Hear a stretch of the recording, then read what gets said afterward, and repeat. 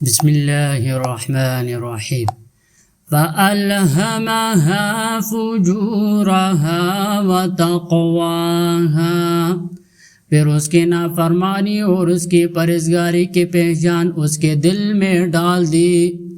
لَهِمَا يَلْهَمُ لَهْمًا الشَّيْءَ، کسی چیز کو ایک ہی بار نگل جانا۔ الہم اللہ یلہم الہامًا، اللہ تعالیٰ کا دل میں کوئی بات ڈال دینا، سمجھ دینا، اس کی توفیق دے دینا۔ اللہ تعالیٰ نے ہر انسان کے دل میں اس کی نیکی اور بدی کی پہچان رکھ دی ہے۔ یہ پہچان پہلے عقل و فطرت میں رکھی گئی، پھر انبیاء علیہ السلام کے ذریعے سے دوبارہ یاد دہانی کروا گئی تاکہ لوگ نافرمانی سے بچے اور پرہیزگاری اختیار کرے۔ قد افلح من زکاہا، یقیناً وہ کامیاب ہوا جس نے اسے پاک کر لیا۔ وقد خاب من دساہا، اور یقیناً وہ نامراد ہو گیا جس نے اسے مٹی میں دبا دیا۔ دسا یا دسن سے مبالغے کے لیے باب تفعیل ہے، معنی ہے مٹی میں دبا دینا۔ یہ اصل میں دسا تھا، دوسرے سین کو الف کر دیا جس سے تقضل باز نے شکار پر ٹوٹ پڑا، تقیض البازی کہتے ہیں۔ اس طرح اللہ تعالیٰ کا فرمان ہے ام یدسہ فی التراب، یا اسے مٹی میں دبا دے۔ کذبت ثمود بطغواہا، قوم ثمود نے اپنی سرکشی کی وجہ سے جھٹلا دیا۔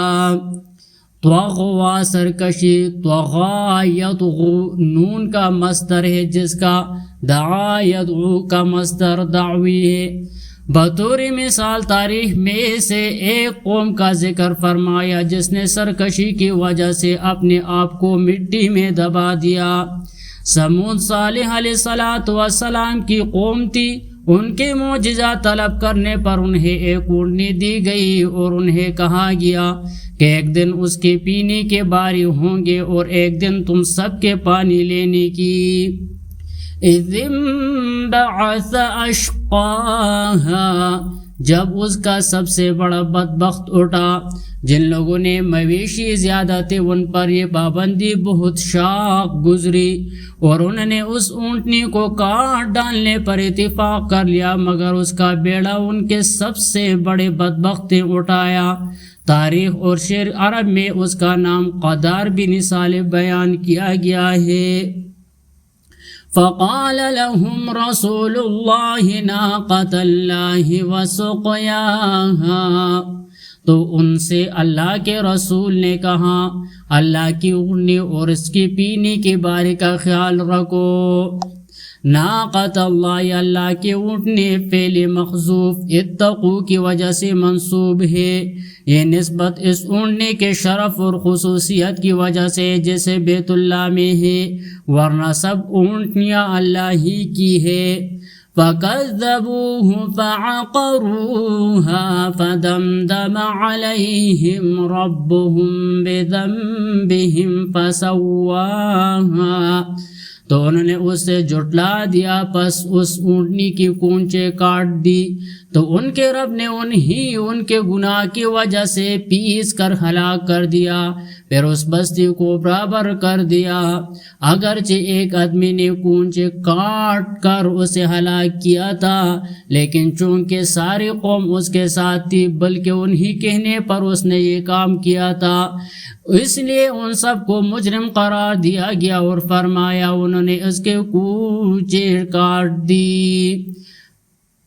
قاموس میں ہے دمال قوم قدم محمول علیہم، اس نے اسے پیس کر ہلاک کر دیا۔ اونٹنوں کو مار ڈالنے کے 3 دن بعد ان پر ایک زبردست غیبی چیخ کے ساتھ عذاب آیا اور اس طرح نابود ہو گئے جسے کبھی وہاں تھے ہی نہیں، صرف صالح علیہ السلام اور ایمان بچے۔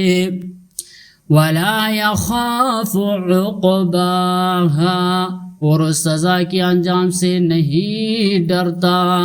ضمیر کا مرجوع، اور دمدمتن ہے جو پدمدم علیہم ربہم کے زبان میں موجود ہے، یعنی دنیا کے بادشاہ کسی کو قتل کرتے ہیں تو ڈرتے کہ نہ معلوم اس کا انجام کیا ہوگا، مقتول کا کوئی وارث بدلہ لینے کے لیے نہ اٹھ کھڑا ہو یا ملک میں بغاوت نہ ہو جائے، لیکن اللہ تعالیٰ کو ایسا کوئی خطرہ نہیں۔